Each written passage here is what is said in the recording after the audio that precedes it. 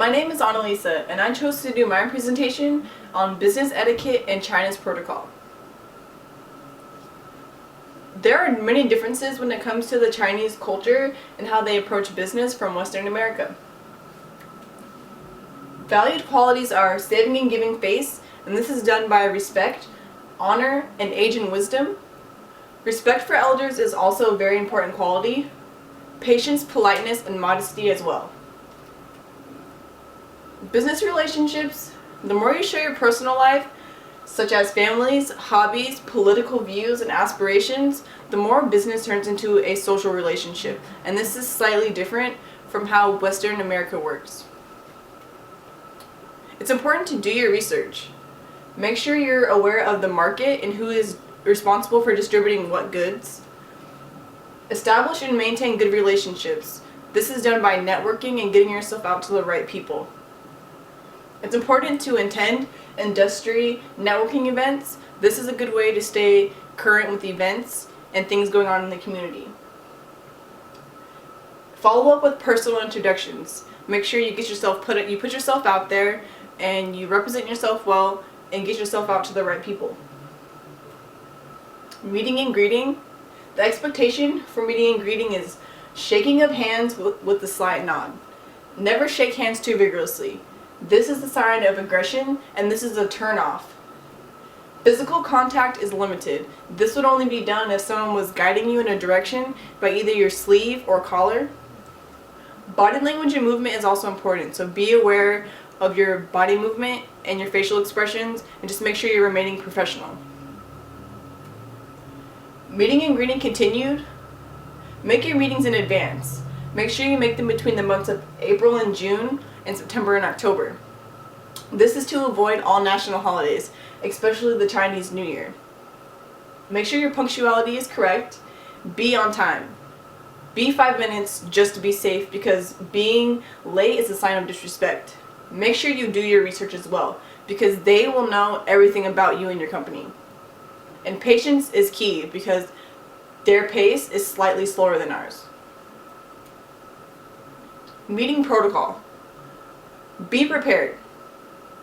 Being unprepared is a sign of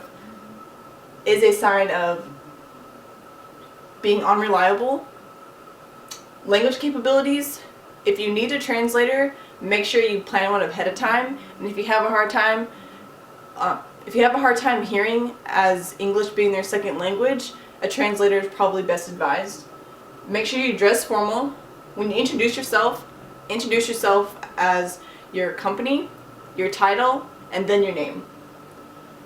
It's important to give and receive business cards afterwards, and when giving your business card or receiving a business card or any kind of gift, make sure you receive them or give them with two hands like this. This translates to them as this is valuable. And for some extra kudo points, you can give yourself a Chinese name, or you can have a local help you do so. The seating arrangements are strict, so it's from highest ranking down, and the meeting structure is pretty basic. The host or the chairman would be in charge of the meeting. Some etiquette for dining. Since a lunch or dinner is usually provided, the conversation during these times is limited to no business talk. Do not push yourself or try to sell your company. The pace is a little bit slow, and there's multiple courses, so just keep that in mind. And refusing food is also seen as disrespectful. So if you have an allergic reaction or you have allergic restrictions, they'll respect this. But if not, try something once. And if you don't like it, do not eat it, because they will give you more if you eat it all. And toasting is usually done at these events, and drinking is also done as well, and their alcohol is known to have a higher content, so either don't drink at all or limit yourself. And the bill is always paid by the host. Never try to pay the bill. That's also a sign of disrespect.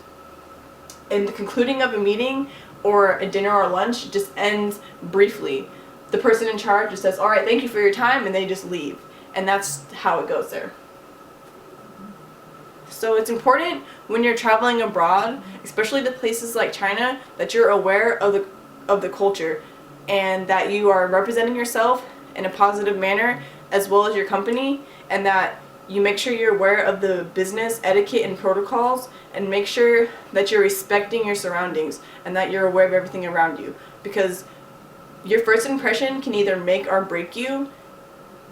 And unfortunately, for many of the Chinese culture, that's like it. The first impression is your last impression. Thank you for your time.